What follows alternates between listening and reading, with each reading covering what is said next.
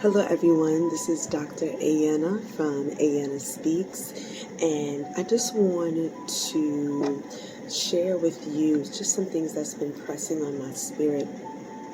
I heard a very interesting clip from the Perrys, and they were talking about men in marriage and marrying people that are their maids and not their actual friends. And it struck a chord with me because just this past Sunday, one of the things that I was grateful to God for, sincerely grateful, was that I have friendship in my marriage.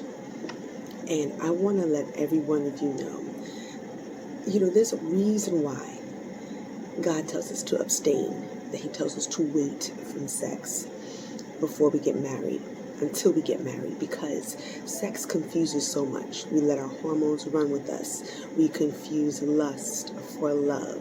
We get so wrapped up in the physical that we allow the physical to allow us to negate the things that are spiritually wrong, the things that are mentally wrong, the things that are financially wrong, the incompatibility. There's a reason why God tells us to wait.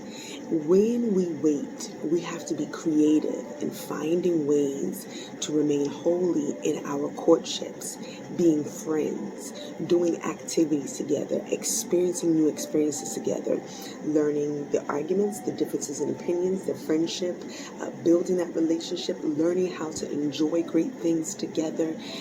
That's part of building a friendship. Friends can disagree and then come back together and say, we agree to disagree, or say, I already know your point on that.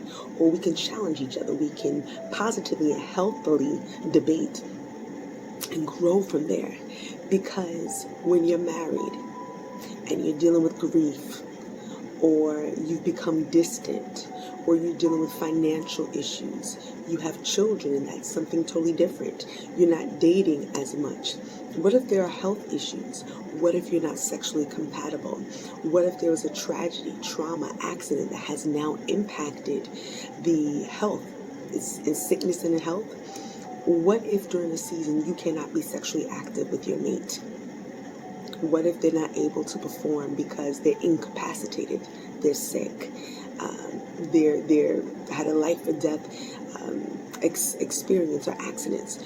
You would need to be able to rely on that friendship more than anything else during that time, and that friendship grows.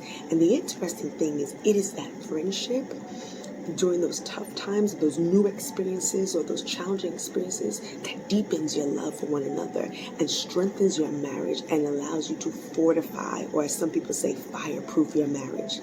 That friendship. So that struck a chord with me. I just wanted to encourage some of you who are not yet married. Ask God to not just name it and claim it. That's my husband, that's my wife. But ask God to show you how to be a friend. Because the Bible says in order to make friends, we have to show ourselves to be friendly. And show you how to be a friend, not a friend with benefits, a friend. And how to honor that relationship as a friend. And when God tells you that this is the friend that I want you to court, that will be your wife or will be your husband, your friendship already solidifies you in your marriage. So I am thankful to God for friendship in my marriage. I am thankful to Him. But now, as a married woman, I understand the purpose of why we should have, or we need to, or we must always wait. I don't know where you are in that spectrum, but you can reestablish a waiting season so that your marriage can be fortified. Hormone sex confuses so much. It'll make you settle for a quick feeling. And then when you're married and that feeling's not there anymore, or you can't get that feeling, or you were thinking, for some reason when I was single, it seemed like we were going at it for so much longer. It was so much more passionate. Now that I can get it as often as I want, it's not the same.